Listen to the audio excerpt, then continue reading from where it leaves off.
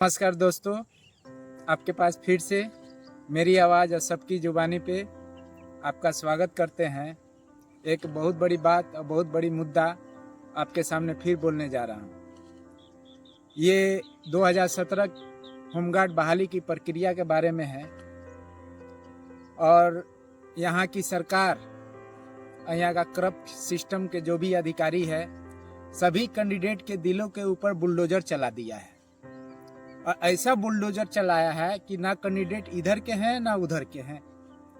सबसे बड़ी बात यह है कि हम लोग का सभी प्रक्रिया हो चुका था, बहाली की प्रक्रिया हो चुका था, सब चीज़ में सभी लोग उत्तीर्ण हुए। बैंक खाता खुला, पीपीएफ अकाउंट खुला, सब कुछ हो गया, बॉन्ड भराया गया और ज्वाइनिंग जाना था, जिसमें ज्वाइनिंग का 200 कुछ अभ्यर्थी का नाम भी आया था, लेकिन रोक दिया गया। ज्वाइनिंग को रोक दिया गया। भाई हम लोग को पता नहीं चला कि क्या चीज़ के चलते ज्वाइनिंग रुका हुआ है। इसके चलते लड़का लोग दर दर भटके, ऑफिस भटके, होमगार्ड ऑफिस भटके, डीसी के पास गए, अधिकारी के पास गए, तो उन लोगों ने कहा कि आपके बीच में करप्शन हुआ है।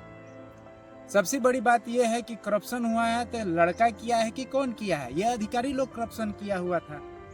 ठीक है, हम लोग का ज्वाइनिंग रोक दिया गया।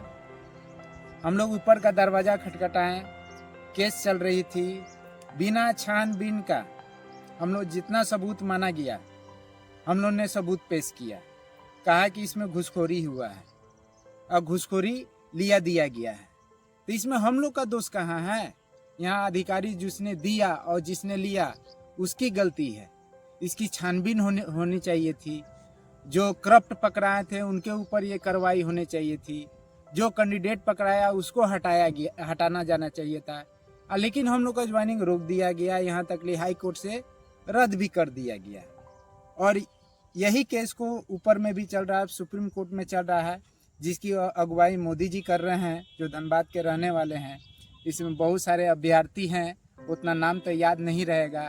नारेंद्र जी हैं, लड़की हैं कुछ, प्रिया हैं, हमारे सिंदरी के कुछ दोस्त लोग हैं, जिसमें सूरज ठाकुर है, सागर ठाकुर है, राकेश शर्मा है, विपिन लाल साव है, राहुल सिंह है, मुन्ना प्रसाद है, आलोक मिश्रा है।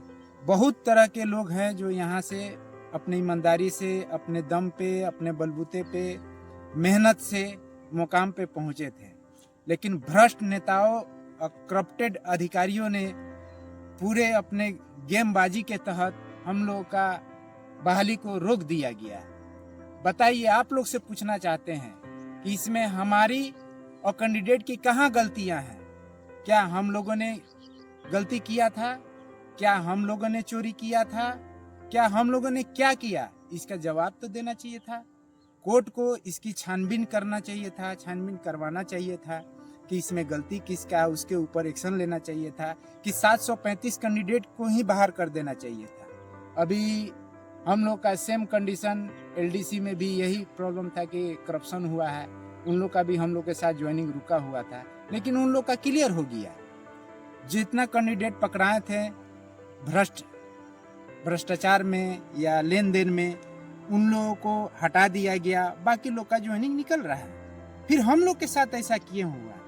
इसमें हमारी जो सरकार है, हेमंत सर हैं, वो आकर ऐलान किए थे, जो धनबाद के जो होमगार्ड के अभ्यर्थी हैं, 2017 के अभ्यर्थी हैं, जिनका ज्वाइनिंग रुका हुआ है, उनका ज्वाइनिंग कराया जाएगा।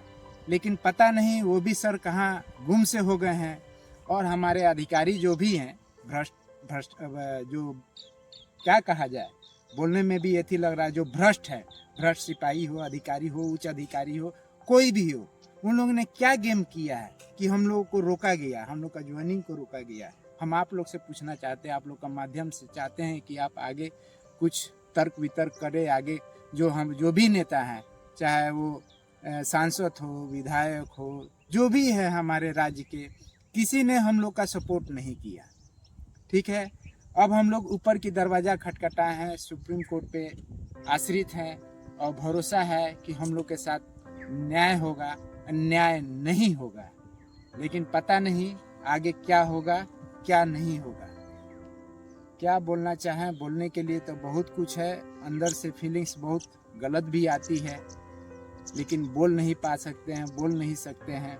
ये आप लोग आज जितने अभ्यर्थी है 735 कैंडिडेट है, वो क्या कर रहा है? वो तो टंगड़ी पे टंगड़ी चढ़ा कर अपने घर में सोया हुआ, वो बुजदिल है। 735 कैंडिडेट जो घर पे सोया हुआ है और आगे नहीं आ रहा है। अरे आवाज उठाओ, अपना हक मांगो। अपना हक मांगने में तुम्हें क्या जा रहा है? हम तुमसे पूछना चाहते हैं भाई लोग, जो तुम लोग देख रहे हो या सुन रहे हो, तुम लोग को क्या हो गया है? तुम लोग यानी मेहनत नहीं किए हो? तुम्हारा मेहनत यूं ही जाया जाएगा? आगे बढ़ो दोस्तों। और हाँ दोस्तों, फिर एक बात मैं बोल रहा हूँ आपसे कि बताइए, हमारे राज्य के जो हेमंत सर हैं, हमारे सीएम हैं, वो आश्वासन दे के, वादा दे करके, वो भी वादे से मुकर गए। हमारे सांसद भी सोया हुआ है, हमारे अधिकारी लोग भी सोए हुए, जो करप्टेड भ्रष्टाचार के तहत दबे हुए हैं, सभी ले दे के अपने कान में एकदम तोप के कम्बल के नीचे सोए हुए हैं, ऐसा लगता है। दूसरा चीज, हाई कोर्ट में भी जो केस चल रहा था, हाई कोर्ट ने निर्णय कैसे कर दिया कि कैंडिडेट यहाँ पे गलत है।